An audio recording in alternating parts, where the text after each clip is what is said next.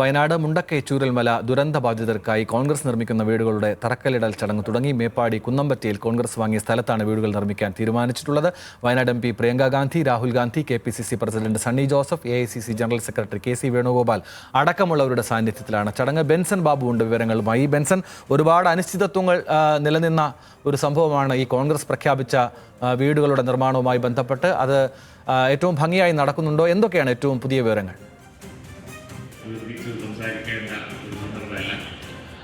അതെ, ആനന്ദ് സൂചിപ്പിച്ചതുപോലെ തന്നെ വയനാട് മുണ്ടക്കൈ ചൂരൽമല ദുരന്തബാധിതർക്കുള്ള പുനരധിവാസത്തിന്റെ ഭാഗമായി കോൺഗ്രസ് പ്രഖ്യാപിച്ച 100 വീടുകളുടെ തറക്കല്ലിടിയിൽ കർമ്മമാണ് ഇപ്പോൾ ആരംഭിച്ചിട്ടുള്ളത്.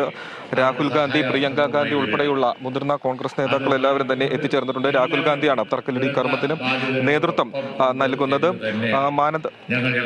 കൽപ്പറ്റയിൽ നിന്നും 10 കിലോമീറ്റർ മാറിയാണ് ഇപ്പോൾ കോൺഗ്രസ് ഏറ്റെടുത്തിട്ടുള്ള ഈ സ്ഥലം. മേപ്പാടി പഞ്ചായത്തിലെ കുന്നമ്പറ്റ എന്ന് പറയുന്ന സ്ഥലത്താണ് കോൺഗ്രസ് ഏറ്റെടുത്ത സ്ഥലമുള്ളത്. 5.5 ഏക്കർ സ്ഥലത്തായി 5.5 ഏക്കർ സ്ഥലമാണ് ഇപ്പോൾ നിലവിൽ കോൺഗ്രസ് ഏറ്റെടുത്തിട്ടുള്ളത്. അവിടെ 100 വീടുകൾ സ്ഥാപിക്കാനാണ് തീരുമാനം. ആദ്യഘട്ടത്തിൽ 50 വീടുകളുടെ നിർമ്മാണം അടിയന്തരമായി പൂർത്തിയാക്കാൻ യുദ്ധകാല അടിസ്ഥാനത്തിൽ തന്നെ പൂർത്തിയാക്കും എന്നത് തന്നെയാണ് നേതൃത്വം അറിയിച്ചിട്ടുള്ളത്. ഇന്നു മുതൽ തന്നെ കൃത്യമായിട്ടുള്ള രീതിയിൽ നിർമ്മാണ പ്രവർത്തികൾ ആരംഭിക്കും. അതിന്റെ തുടർ നടപടികൾ അടിയന്തരമായി തന്നെ പൂർത്തിയാക്കുമെന്നതാണ് അറിയിച്ചിട്ടുള്ളത്.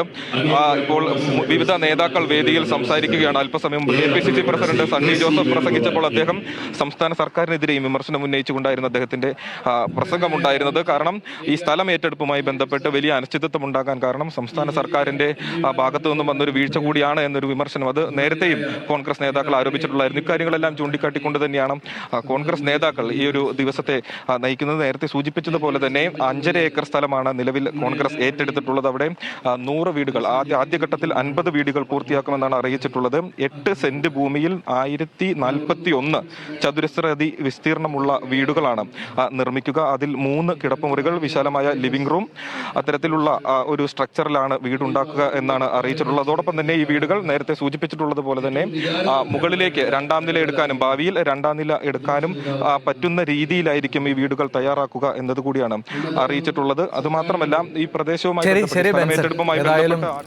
സാധാരണക്കാർക്ക് വേണ്ടിയിട്ടുള്ള ഒരു പ്രയത്നമാണ്. അത് ഭംഗിയായി നടക്കട്ടെ. ഒരുപാട് അനിശ്ചിതത്വങ്ങൾ നേരത്തെ തന്നെ കോൺഗ്രസ് വീട് നിർമ്മിച്ച് നൽകുന്നതുമായി ബന്ധപ്പെട്ടും പണപ്പിരിവുമായി ബന്ധപ്പെട്ടും ഒക്കെ വാർത്തകളിൽ നിറഞ്ഞിരുന്നു. അതിനെ മറികടക്കുകയാണ് കോൺഗ്രസ് എന്നത്